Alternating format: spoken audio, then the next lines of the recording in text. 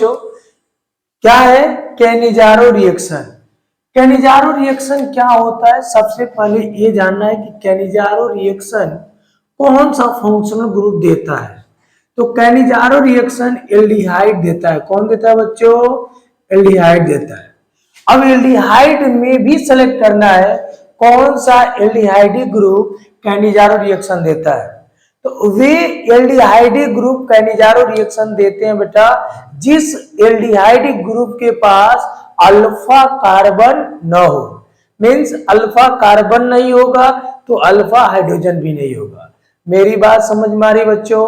तो अब पहली चीज तो ये ध्यान देना है कि कैनिजारो रिएक्शन कौन सा फंक्शनल ग्रुप देगा। तो कैनिजारो रिएक्शन कौन सा फंक्शनल ग्रुप देगा, एल्डिहाइड। कौन सा फंक्शनल ग्रुप देगा, एल्डिहाइड। एल्डिहाइड का कौन सा सिचुएशन जो कैनिजारो रिएक्शन देगा, तो वे एल्डिहाइड जिनके पास अल्फा कार्बन और अल्फा हाइड्रोजन न हो, वो एल्डिहाइड ग्रुप हमारा कौन सा रिएक्शन देता है बच्चों, कैनिजारो रिएक्शन।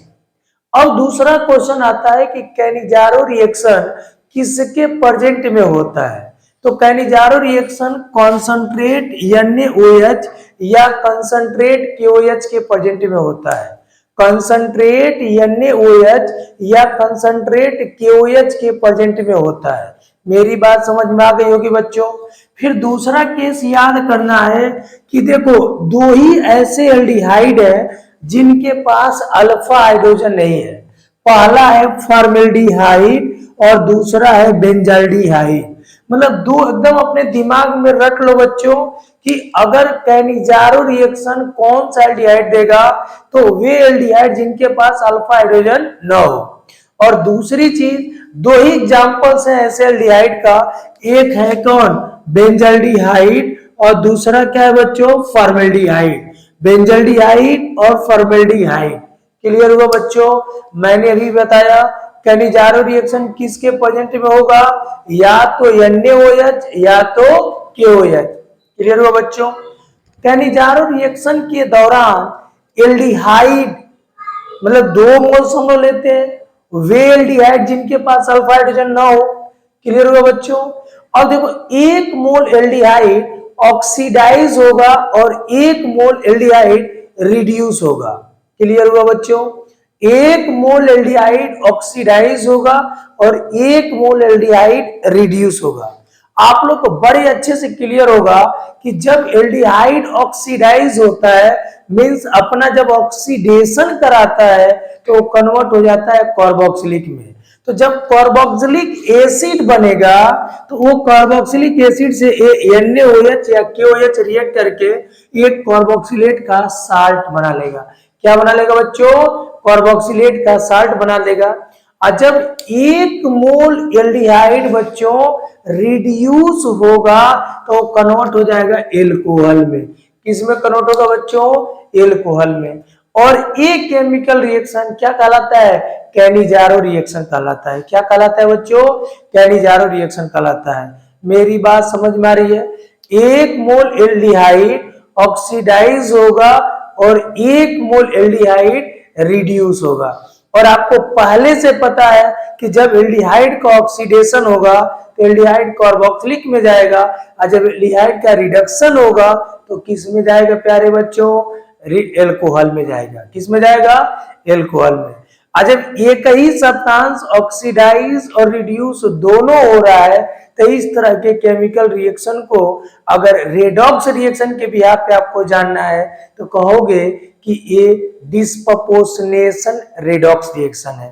कौन सा रिएक्शन है बच्चों, डिस्प्रपोर्शनेशन रेडॉक्स रिएक्शन है। ध्यान दीजिएगा आप लोग फिर एक बार रिएक्शन पे।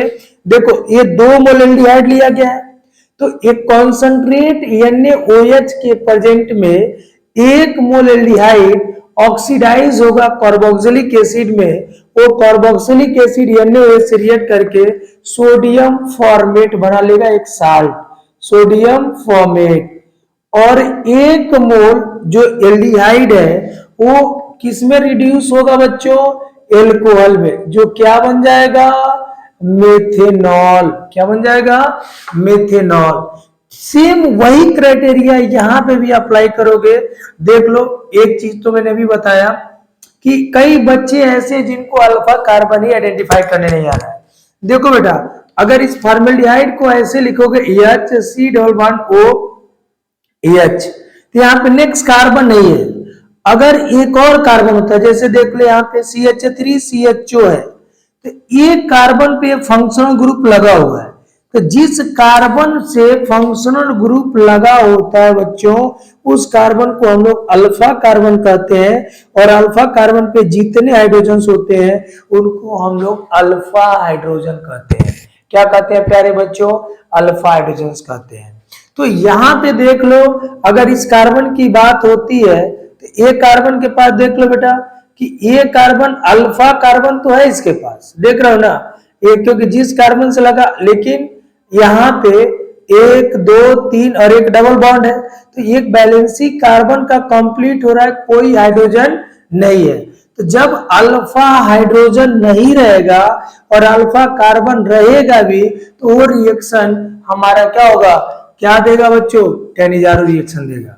अब देखो यहाँ पे CHO, 1 मोल CHO जब ऑक्सीडाइज होगा तो बनेगा बेंजोइक एसिड, और ये बेंजोइक एसिड वो वाला क्राइटेरिया लगाएंगे, एसिड रिएक्ट विथ बेस, और एसिड बेस रिएक्ट करेगा तो क्या बनेगा?